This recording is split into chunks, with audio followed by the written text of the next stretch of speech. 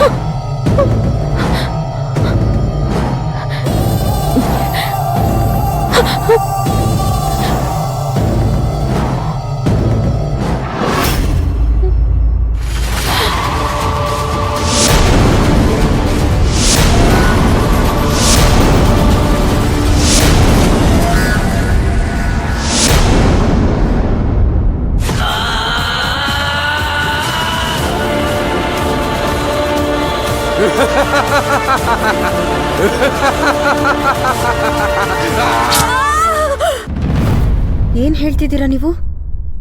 ನಮ್ಮನೇಲಾಗಿರೋದೆಲ್ಲ ನಿಮ್ಗೆ ಗೊತ್ತು? ಈ ಜಗತ್ತೇ ಒಂದು ಮನೆ ತಾಯಿ.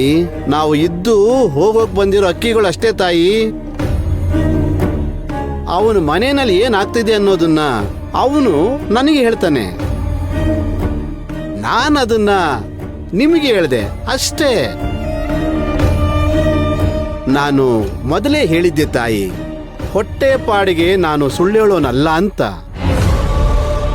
ನೀವು ನನಗೆ ಮಾಡಿರೋ ಸಹಾಯಕ್ಕೆ ನಾನು ನಿಮಗೆ ಮಾಡಿರೋ ಸಹಾಯ ಅನ್ಕೊಳ್ಳಿ ಅಷ್ಟೇ. ಬರ್ತೀನಿ ತಾಯಿ. ಒಂದ್ ನಿಮಿಷ ನಿಂತ್ಕೊಳ್ಳಿ. ಇಷ್ಟೇನೆ ಹೇಳಿ ಹೊಟ್ಬಿಟ್ರೆ ಹೇಗೆ? ಮುಂದೆ ಏನಾಗುತ್ತೋ ಏನೋ ಅಂತ ಭಯ ಆಗ್ತಿದೆ. ಅದೇನು ಅಂತ ಸರಿಯಾಗಿ ಹೇಳ್ಬಿಟ್ಟು ಹೋಗಿ. ನಾನು ಹಿಂದೆ ಆಗಿದ್ನ ಮಾತ್ರ ಹೇಳಬಲ್ಲೆ. ಮುಂದೆ ಆಗೋದು ಅವನ ಆಟ ತಾಯಿ. ಈ ಭವಿಷ್ಯ ಅನ್ನೋದು ಯಾವತ್ತೂ ಕೂಡ ತನ್ನಿಂದ ತಾನೇ ಸೃಷ್ಟಿ ಆಗಲ್ಲ. ಭೂತಕಾಲದ ಘಟನೆಗಳು ವರ್ತಮಾನಕ್ಕೆ ಕಾರಣ ಆದರೆ ವರ್ತಮಾನದಲ್ಲಿ ನಡೆಯೋ ಸಂಗತಿಗಳು ಭವಿಷ್ಯವನ್ನು ನಿರ್ಧಾರ ಮಾಡ್ತವೆ. ಅಲ್ಲ, ಆ ಅಪಾಯದಿಂದ ನಾವು ತಪ್ಪಿಸ್ಕೊಳ್ಳೋದಕ್ಕಾಗೋದೇ ಇಲ್ವಾ? ಅದರಿಂದ ಪಾರಾಗೋದಕ್ಕೆ ನಾವ್ ಏನ್ ಮಾಡ್ಬೇಕು ಅಂತನಾದ್ರೂ ಹೇಳಿ. ಇವತ್ತಿನ ಕಾರ್ಯ ನಾಳಿನ ಕರ್ಮ ಆಗುತ್ತೆ. ಅಲ್ಲ, ಯಾರಿಂದ ತೊಂದರೆ ಆಗ್ತಿದೆ ಅಂತನಾದ್ರೂ ಹೇಳಿ. ಬೆಂಕಿಯನ್ನು ಮುಟ್ಟಿದ್ರೆ ಕೈ ಸುಡುತ್ತೆ ಅನ್ನೋ ಅನುಭವ. ಹಾವಿನ ಬಾಲವನ್ನು ಮುಟ್ಟಿದ್ರೆ ಅದು ಕಡಿಯುತ್ತೆ ಅನ್ನೋದು ಅನುಭವ. ಆ ಅನುಭವನೇ ನಿನಗೆ ದಾರಿ ತೋರಿಸುತ್ತೆ. ಮನೆಯಲ್ಲಿ ಮದುವೆ ಆಗ್ತಾ ಇದೆ ಅಂತ ಸಂತೋಷದಲ್ಲಿ ಮೈ ಮರಿಬೇಡಿ. ಹಿಂದೆ ನಿಮ್ಮ ಕುಟುಂಬವನ್ನು ನಾಶ ಮಾಡಕ್ ನೋಡಿದವರು ಮತ್ತೆ ಅದೇ ಚಾಳಿಯನ್ನು ಮುಂದುವರಿಸ್ತಾ ಇದ್ದಾರೆ. ನಿಮ್ಮ ಕುಟುಂಬ ಚೆನ್ನಾಗಿರ್ಬೇಕು ಅಂತಿದ್ರೆ ನಿಮ್ಮ ಮೈಯೆಲ್ಲ ಕಣ್ಣಾಗಿರ್ಲಿ. ಅವರನ್ನ ಮತ್ತೆ ಹತ್ರ ಬಿಟ್ಕೊಂಡ್ರೆ ಈ ಕುಟುಂಬದ ಸರ್ವನಾಶ ಕಟ್ಟಿಟ್ಟ ಬುತ್ತಿ.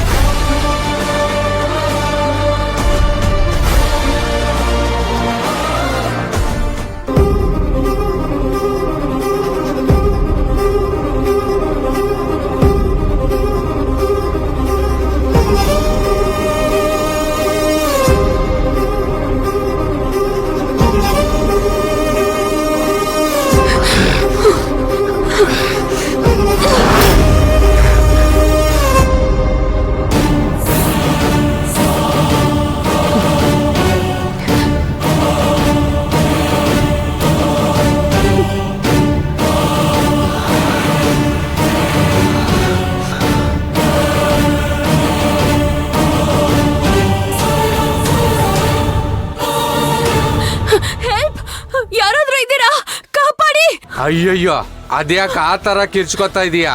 ಕಿವಿಗ್ ಕೇಳಿಸ್ತಾ ಇದೆ. ನಿನಗೆ ಹೆಲ್ಪ್ ಮಾಡೋಣ ಅಂತಾನೆ ನಾನು ಬಂದಿರೋದು.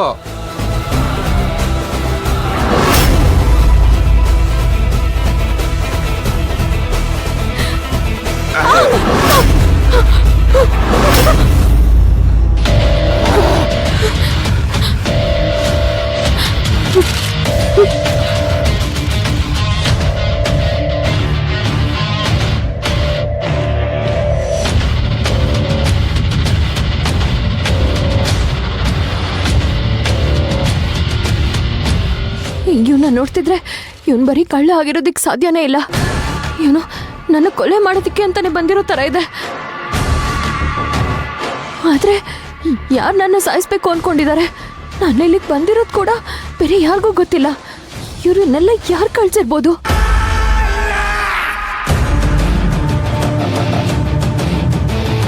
ಜಿಂಕೆ ಮರಿ ಎಷ್ಟೇ ಓಡಿದ್ರು ಹುಲಿ ಬಾಯಿಂದ ತಪ್ಪಿಸ್ಕೊಳಕ್ಕಾಗಲ್ಲ. ನೀನ್ ಆಫ್ಟರ್ ಆಲ್ ಒಂದು ಹುಡುಗಿ, ನನ್ನ ಕೈಯಿಂದ ತಪ್ಪಿಸ್ಕೊತೀಯಾ?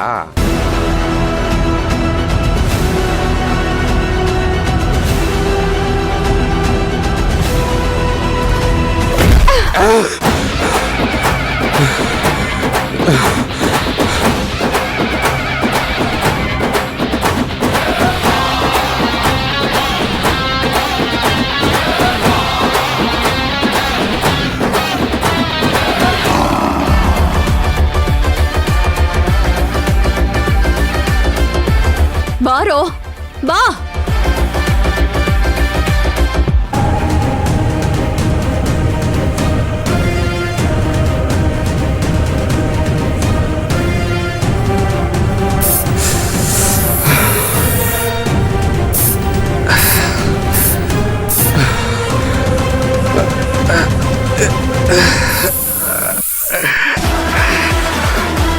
Hmm.